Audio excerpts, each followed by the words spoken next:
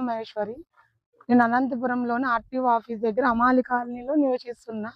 గత జూన్ 9వ తారీఖు చిన్న అంటే మా ఇంటి పక్కన శిక్షావళి, షఫీ వీళ్ళు అద్దెకున్నారు.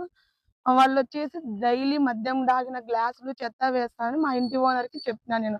చెప్తే వాళ్ళంతా మనసులో పెట్టుకొని ఎవరో ఆకులుగేరు వాళ్ళంట. తబ్రేజ్, షకీల్, వీళ్ళంతా వాళ్ళ రౌడీలు మొత్తం అంతా మా ఇంటి పైకొచ్చి మా మాకు సంబంధించిన అతని పేరే నువ్వు ఓనర్‌తో చెప్పి వాళ్ళని తిట్టిస్తావా అని మొత్తం అంతా ఒక 20 మంది మా ఇంటి పైకొచ్చేసినారు. మా ఇంటి పైకొచ్చిన తర్వాత నేనేం చేయాలో తెలియక లోపలికెళ్ళి డోర్ ఏసేసుకున్నాం. నేను, పిల్లలు, మా ఆయన అందరం ఏసుకున్నాము. వాళ్ళు డోర్‌లు అసలు పగలగొట్టుకొని లోపలికి రావాలని చూసినారు. మేము డయల్ 100కి ఫోన్ చేసినా. ఫోన్ చేసిన తర్వాత అతను ఎస్ఐ సార్ వచ్చి పిలుచుకొని వెళ్ళిపోయినారు. పిలుచుకొని పోయి మీకేం కాదు మేమున్నామని చెప్పినారు. కానీ ఇద్దరి పైన ఆ రోజు కేసు కట్టినారు. వాళ్ళ పైన, మా పైన ఇద్దరి పైన కేసు కట్టిన తర్వాత అక్కడికి మేము వదిలేసుకున్నాం. వదిలేసుకొని మరి మొన్న జులై 1వ తారీఖు నైటు 10:45కి వచ్చినారు. పైకొచ్చి డోర్ కొట్టి మేము పడుకుంటాన్నాం. డోర్ కొట్టి బయటికి మీ భర్తని బయటికి పంపించండి అని అన్నారు. లేదు ఈ టైంలో పంపించము. మీరు కొంచెం వాళ్ళు గంజాయి తాగినారో మరి మందు తాగినారో తెలీదు గానీ ఫుల్లుగా తాగేసొచ్చినారు ఇద్దరు. కిందనొచ్చేసి ఒక 20 మందున్నారు. పైకొచ్చి ఇద్దరొచ్చినారు. వచ్చిన తర్వాత మీ ఆయన్ని పంపించండి అంటే నేను పంపించను ఈ టైంలో. మా ఇంట్లో సీసీ కెమెరా ఉంది. మీరెళ్ళిపోండి ఇక్కడంతా రికార్డ్ అయితుంది అన్నా గూడా వాళ్ళు వినకుండా నువ్వెందుకే మా మీద కంప్లెయింట్ ఇచ్చినావని నన్ను ఎట్లా పడితే అట్లా గలీజ్ మాటలు తిట్టి ఇంకా నేను మాట్లాడుతా అనంగానే నన్ను ఎగిచి కాళ్ళతో కొట్టారు. దానికి సంబంధించిన వీడియో గూడా ఉంది. ఒక్క నిమిషం. అడ్డం పెట్టుకున్నా తను వాళ్ళంతంగా రాడ్లు తీసుకొని పొడుస్తున్నారు డోర్‌ని. డోర్ తీవే ముండా, డోర్ తీవే, డోర్ ఎందుకేసుకున్నారురా గొజ్జా నా కొడకల్లారా అని మా ఆయన్ని ఎట్లంటే అట్లా తిట్టినారు. చిన్న పిల్లలున్నారు ఎళ్ళిపోండి అన్నా గూడా వాళ్ళు పోవడంలే. ఇంకా కింద నుండే వాళ్ళంతా పైకొచ్చేసినారు. వచ్చి రాడ్లు తీసుకొని మొత్తం కిటికీ, పెట్రోల్ బాటిల్ తీసుకొనొచ్చిన వంట రూమ్‌లోకి చల్లి అంటిస్తాము.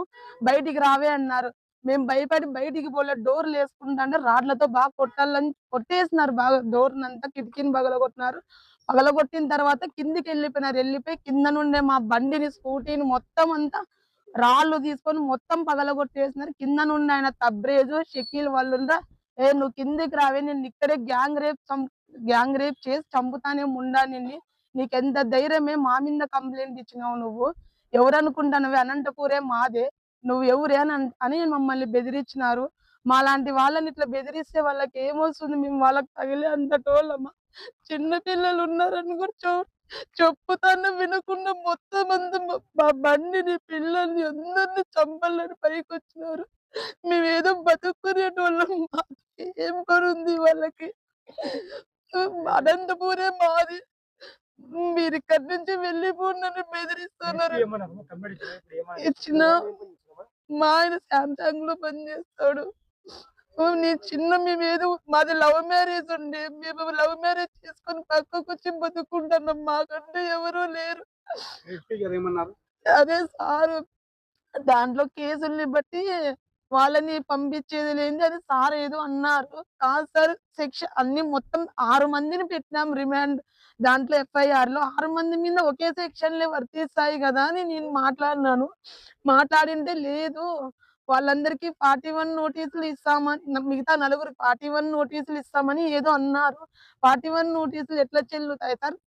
తప్పు చేసినోనికన్నా ఆ తప్పును ఎంకరేజ్ చేసి పంపించినోనిదే తప్పయితుంది గదా! మీరవన్నీ చూడరని నేను మాట్లాడినాను.